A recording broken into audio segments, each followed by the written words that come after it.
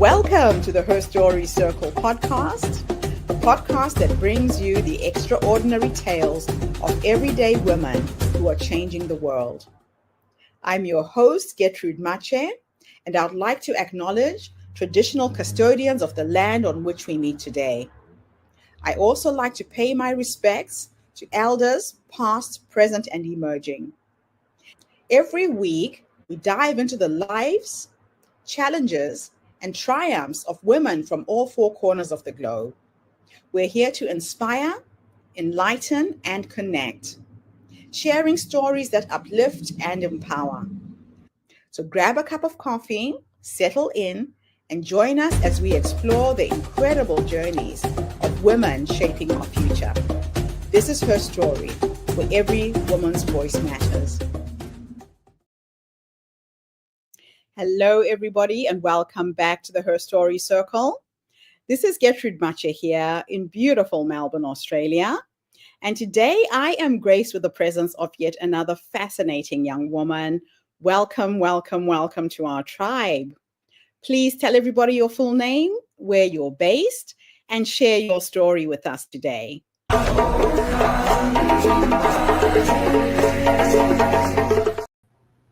Hello everyone, I'm Kadence Hall and I'm based in Dallas, Texas, and this is my story. So, to bring a summary to who I am originally from Chicago, Illinois. I was born there, raised there, had a fantastic time growing up in the suburbs of Illinois, kind of exploring who I was as a little girl.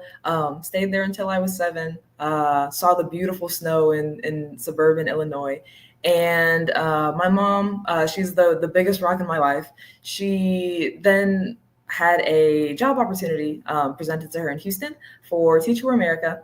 She was seeking a more diverse education space for me because she observed that I wasn't getting what I needed in the environments that I was exposed to as a child. And so she just saw it fit that we moved. And so at 7 years old, I moved with my mom to Houston, Texas. And there, I learned so much about myself. I stayed in the southern part of Houston at first, and I think that's when I first fell in love with art. Art is my passion. Art has always been my passion since I've been little, as far as I can remember. Obviously, everybody has the stories of drawing one there in kindergarten and going home and showing their parents, like, look, mommy, look, daddy, look at what I drew. And for me, it just never stopped. And so in Houston, I went through high school, went through middle school, drawing and just expressing myself in various creative mediums. I just love exploring different ways of telling people who I am and showing what I can do and make. And so graduated high school and I was like, well, where am I going to go to college? And now I'm in college at UT Dallas, the wonderful campus of the University of Texas at Dallas. Here I study ATech, it's Arts, Technology, and Emerging Communication. And I have a foundation in traditional art and digital art as well. But I've recently explored the sound avenue and post-production as well.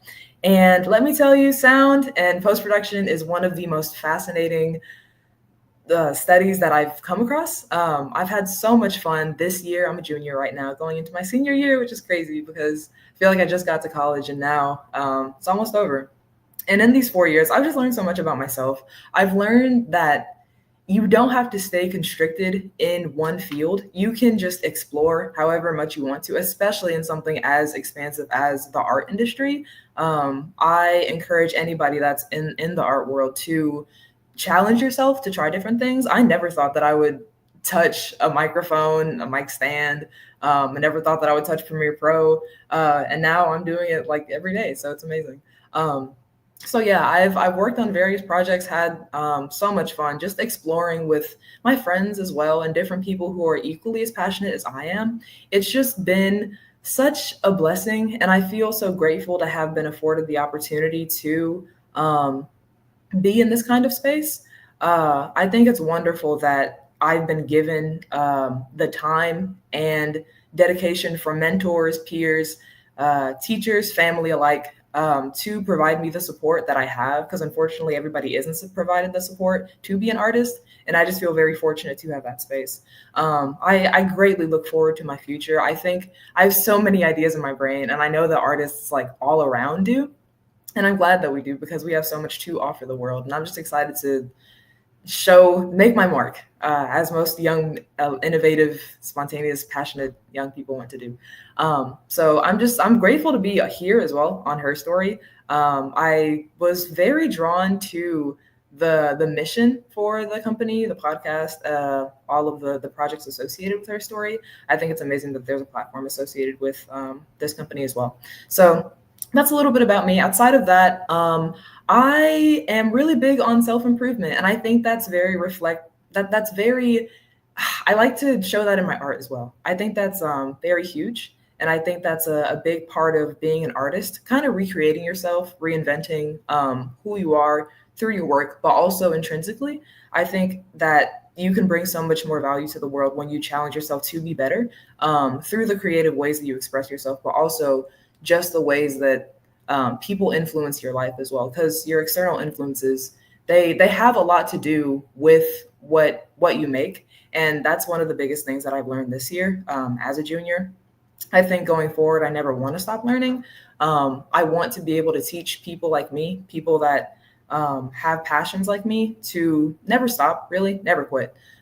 It's very important that you stay dedicated to what you believe. Of course, don't like throw any other ideas out of the window, but just be open to receiving like the ideas that you have innately, because we all have it innately, the passion and the drive to go for something that we're really engrossed in. And art is that for me. Art, post-production, pre-production, all of it I find really interesting. It's so interesting to talk about myself because I could just go on and on. Let's get into our questions. The focus for this interview is going to be on student founders or aspiring entrepreneurs, right? So you're still in college, Yes. but what excites you about becoming an entrepreneur while you're still in university? What focus would you have if you were to start a business?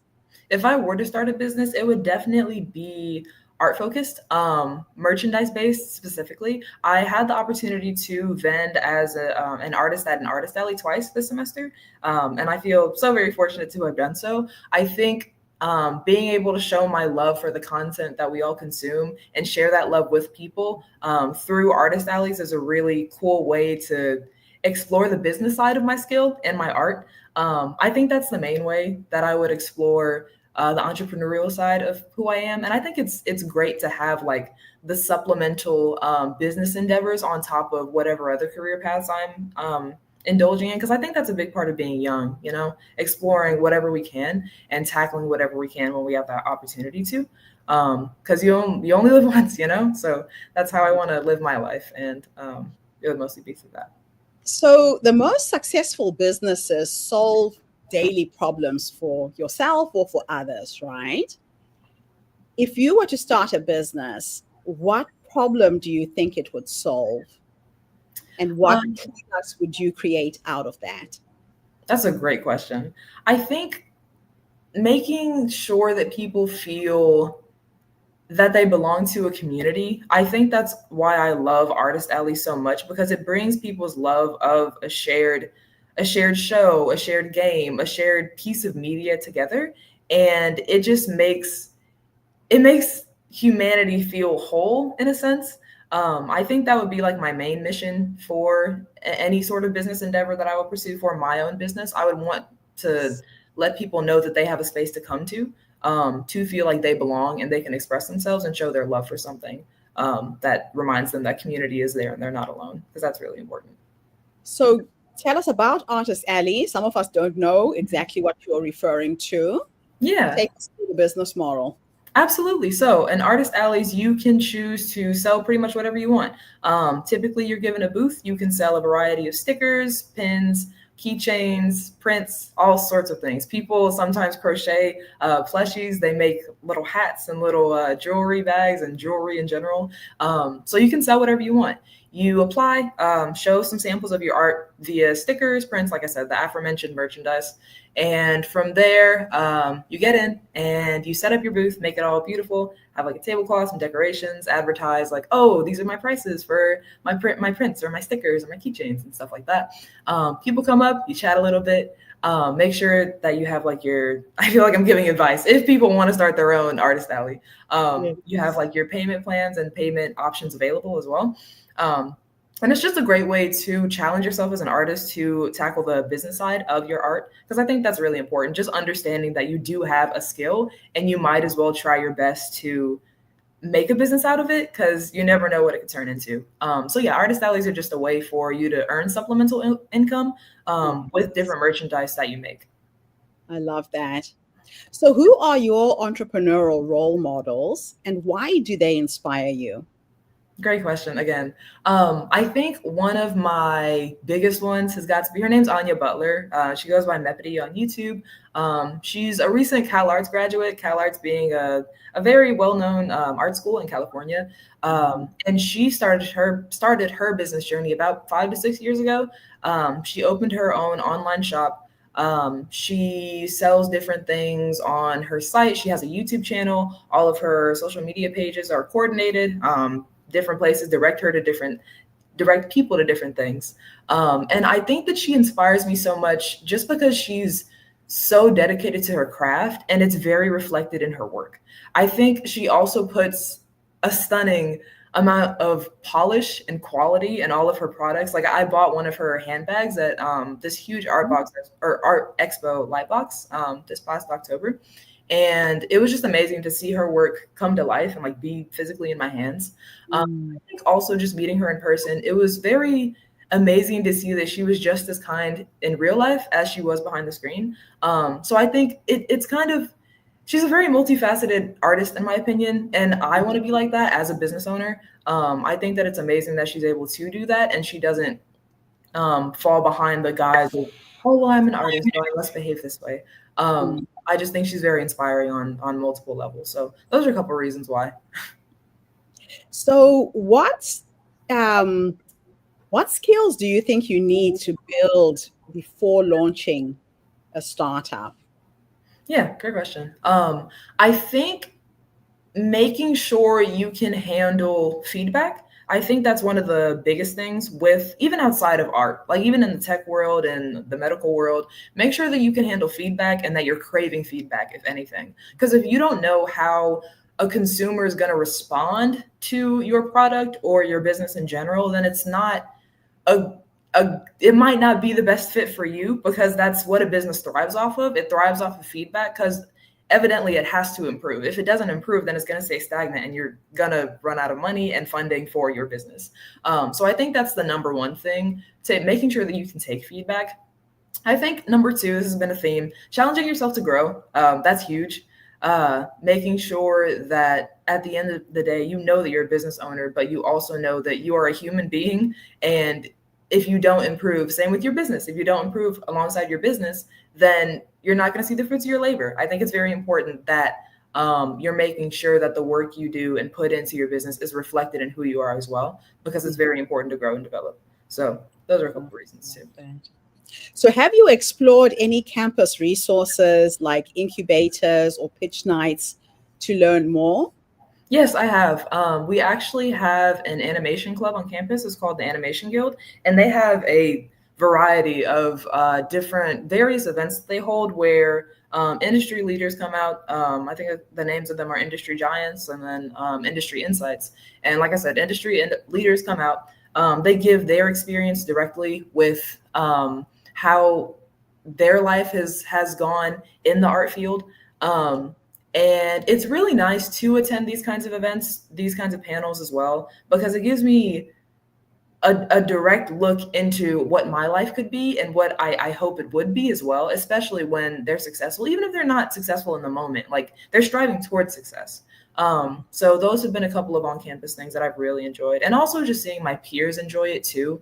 And even some of my peers be on the stage as well, because they've achieved certain things in their lives thus far that have propelled them further into their career. So it's really inspiring to be able to have that on campus. That's beautiful. So what scares you the most about starting your own business, and how do you plan to face it? I think, as with a lot of people, the potential for failure, but I think that's completely normal. Whenever you take a risk like that, like putting so much energy and time into something, there is the potential that it will fail. That's why I forgot what the percentage is, but so many restaurants are launched and it's beautiful. And after a while, they go out of business because there's not enough money or there's not enough advertising and stuff like that. I think that's definitely my number one fear. But when it comes to tackling it, I think just reminding myself that I'm still gonna go forward and I'm still gonna keep going. Like my persistence is one of my biggest strengths. And even in the times of darkness, the times of, oh, can I get through this? I know that I've gotten this far and I'm not gonna stop going further.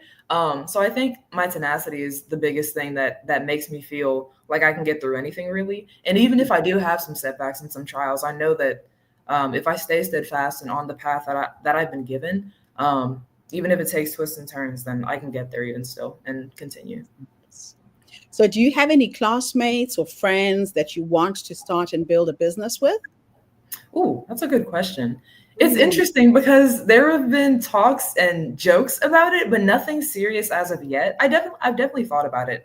It's funny as well because a lot of my friends have expressed that they would be interested in starting an animation company, as have I, which would be amazing. And it's just, I think it's really inspiring to know that we have the same ideas alongside each other. Yes. So not as of yet, but hey, it could happen in the future. That would be really cool. So yeah. That's awesome. Now, how do you plan to balance your academics, your social life, and perhaps starting a new venture? Yeah, great question. I think this year definitely taught me the importance of balance. The third year of college is not for the faint of heart. I think it's really setting aside time, just knowing, okay, I have this day free. What am I going to dedicate it to? And knowing that if I have this time to dedicate to something, I'll I'll pursue that project that I've been thinking about. And also listening to my intuition when it says, I want to do this, and just doing it instead of putting it off because, oh no, I have to finish my homework. Of course, academics come first because that's why I'm here in school, to get an education. But in the time when I don't have to focus on that because I have my things completed, then I will dedicate it to the things that I have passion towards, Of course, school I have passion towards as well, but just in the time that I have set aside, I'll use that for it. I love that. Yeah, you sound very, very organized. Thank you. So have you taken any steps towards validating your business idea, like doing a survey or doing more research?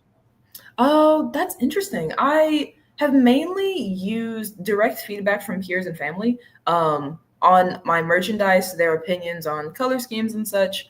When it comes to a survey for the masses, I think that would be a great idea to implement.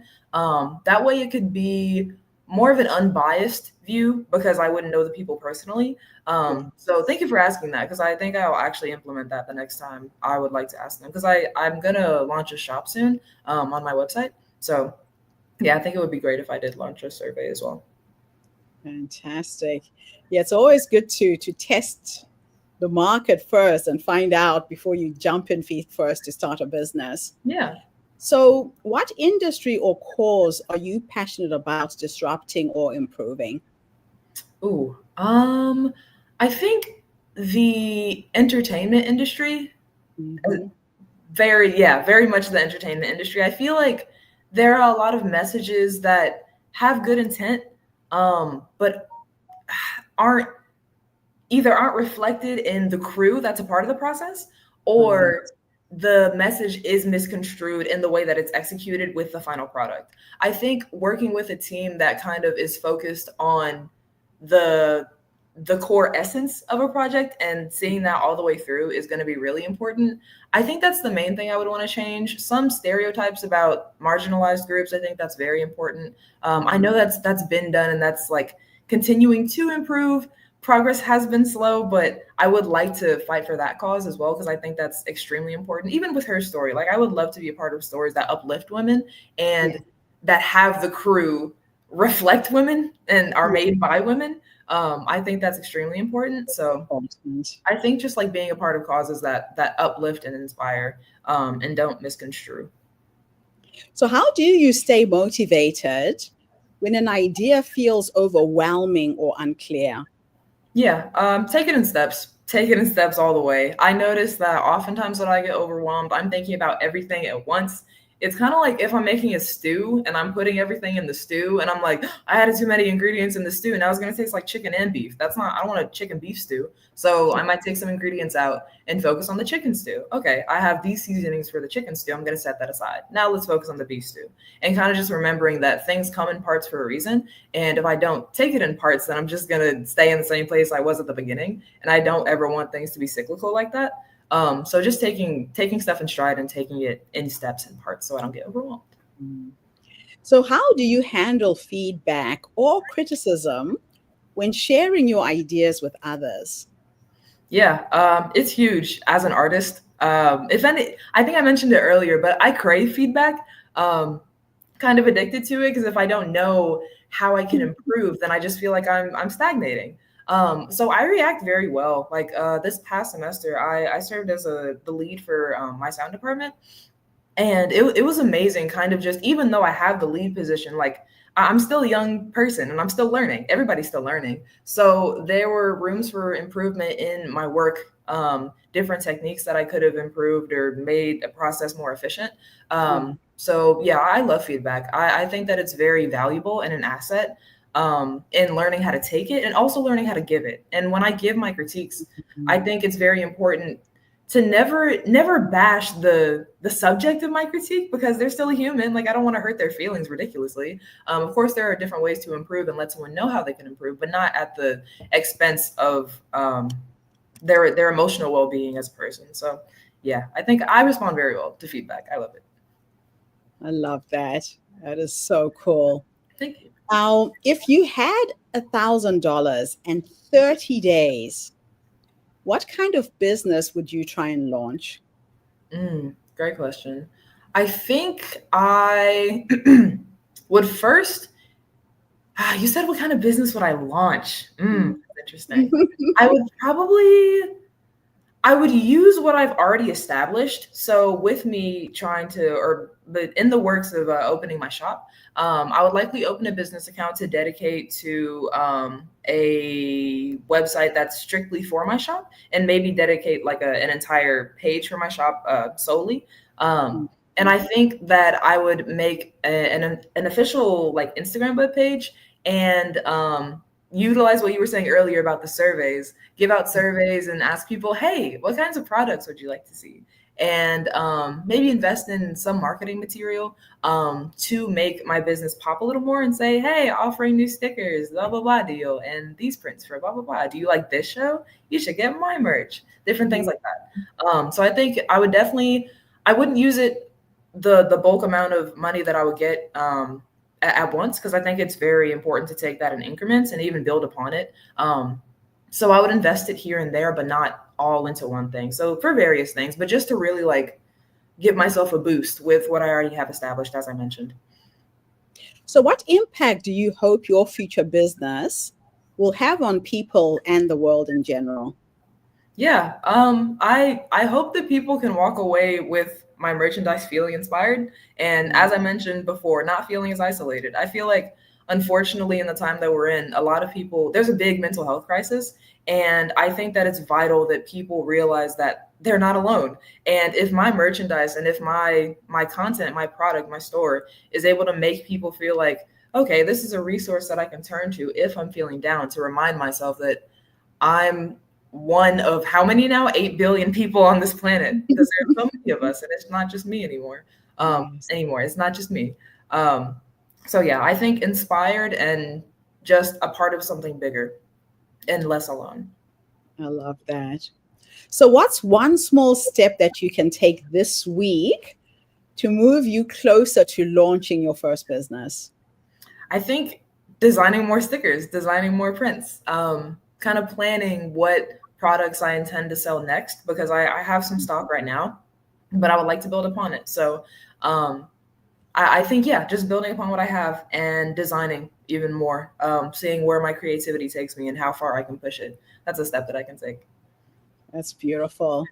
Now we'll end the interview with 2 questions that are a bit of a thought experiment.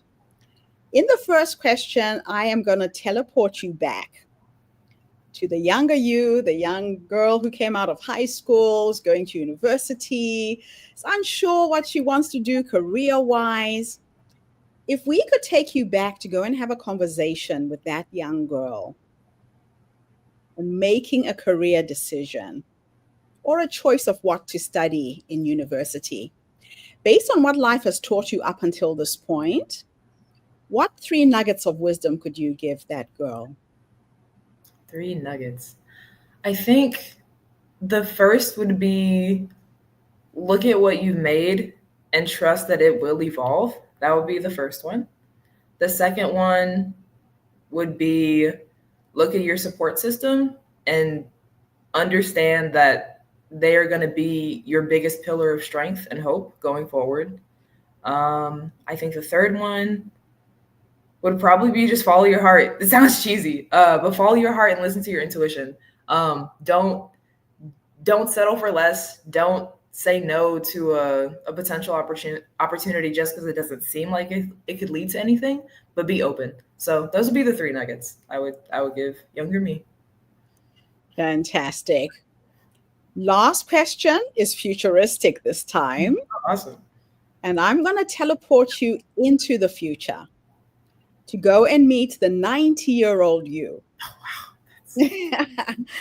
And she's sitting in her rocking chair, surrounded by her children, her grandchildren, whoever is with you at the end. Mm-hmm.